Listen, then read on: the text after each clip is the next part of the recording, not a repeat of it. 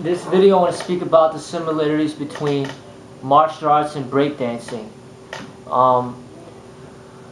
What I see that it is that it's hard to find a martial artist just as it is hard to find a breakdancer that's really good at what he does.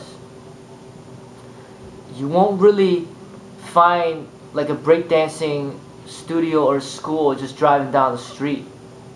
It's just something that you don't see. I mean, I don't see it. Not where I live. And I live in Chicago, a heavily populated area. You don't see like a breakdancing school like just around the corner. You may see some martial arts places here and there, but not that many of that either. But it's even more rare to find a breakdancing school. And it's an art. I mean, it's just something that people do because they enjoy it. And they maybe, you know, they get good at it because they just enjoy it for what it is. It's not to like, really, it's not really to make money. You know, it's just, they just enjoy it. So they just practice it. And that's how I see an artist is. They just enjoy what they do and they just keep practicing and they just keep getting better. Whether they make money out of it, whether they get a lot of fame, that's not the concern. It's just they just enjoy it and they just practice it. Now, even a martial artist, whether or not they actually have to use it to defend themselves one day, the day may never come. They may never have to use this stuff to defend themselves. But they just still practice because they enjoy it. Just like a breakdancer would just dance because he wants to dance. It's just part of his expression. Now, same thing with the breakdancer. You go to a breakdancer, it doesn't matter like what certifications he has. You know, it's like they either could do what they have to teach or they can't. Like, if they do a windmill or a head spin or a flare, it's not about like, oh, who did you learn from? Or in which lineage did you come from? And where's your certification? Where's your trophies?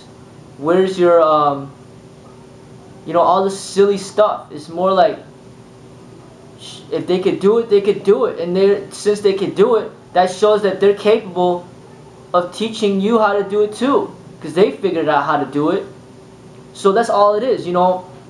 Does a windmill, does a head spin, does a flare, does all these fancy moves, then he's capable of teaching you what he knows. And that's how I see martial arts is. It's like, you know, they have a certain, they know they're capable of defending themselves. They're capable of being fit and healthy. They know how to keep themselves healthy and strong. They're capable of defending themselves, and they have an understanding of the spirituality of the martial arts, the philosophy of the martial arts. It's not about like how many trophies he has or like what type of certifications or even how long he's been practicing. Because just because somebody's been practicing for a long time doesn't mean that they're good at what they do. You know, most of us has all been in school since the age of 5. It doesn't mean that everyone is intelligent. You know, I mean, somebody just could be very natural at picking things up, and in 2 years he could be a pretty good breakdancer compared to somebody that might have been trying really hard for 10 years and they just still can't do a lot of the things that a high-level breakdancer could do. So it's not just about years of experience. It's not just about like how many trophies you have, what kind of certifications. It's just more about, can you dance? Can you move your body? Can you do these moves and these tricks? A martial artist is just, it's just a way of life. You know, and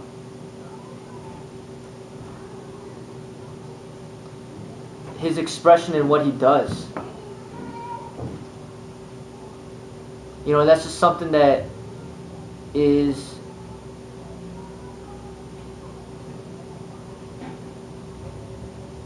hard to put into a document or any type of certification to show that the person is capable. But really, right before your eyes, you should be able to see certain things that he could teach you, that he has to offer. And that's what I like about the videos, is that when you make a video, you see firsthand what the person is capable of doing. So what Bruce Lee did, and a lot of these martial artists in these movies, they show what they could do. You know, and that right there is all you need. You know, it's not about like, you know, I just really disapprove of people who have to hurt other people in order to show what they're capable of doing. That's what I like about breakdancing, is that you don't gotta hurt anybody to show what you can do. The thing about martial arts is, time and time again, people feel like they need to beat somebody up in order to prove that they're capable. And that's a sad thing. It shouldn't have to be that way. That's why we got like training equipment. That's why we got like punching bags and pads and the wooden dummy, and you don't need to like hurt people. You can just show the way you move, because essentially the way I see martial arts is just knowing how to move your body in a particular way that can help you in a combative situation. Scientifically moving your body in a way where it puts you at an advantage over people who don't know how to move the same way that you move. So essentially it's very similar to dance to me. And to see if somebody's a good dancer, you don't have to hurt somebody else to show that you're a good dancer. You know, all you do is just dance and let them see. You know, that's why in a lot of the Chinese martial arts, they may practice forms, and that's just a way of demonstrating their capabilities. You know, and Jet Li would, for example, go to the Olympics and practice forms, and people would see and acknowledge him to be at a very high level. And he didn't have to hurt anybody to do that. Even a boxer doesn't necessarily have to knock somebody out to show that he's capable in boxing. You know, do some shadow boxing, do some light contact sparring, hit the bag, do the speed bag, show that you're in shape. And that's pretty much what it is.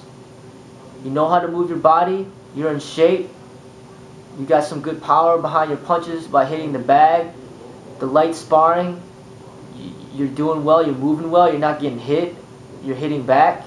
That's all you need to do. You don't need to knock the person out and like give them brain damage to show people that you're capable. So I really promote things like breakdancing and dancing in general. It's artistic. And that's what I see martial arts is supposed to be. It's supposed to be artistic. And you shouldn't have to hurt other people to show that you're capable at what you could do.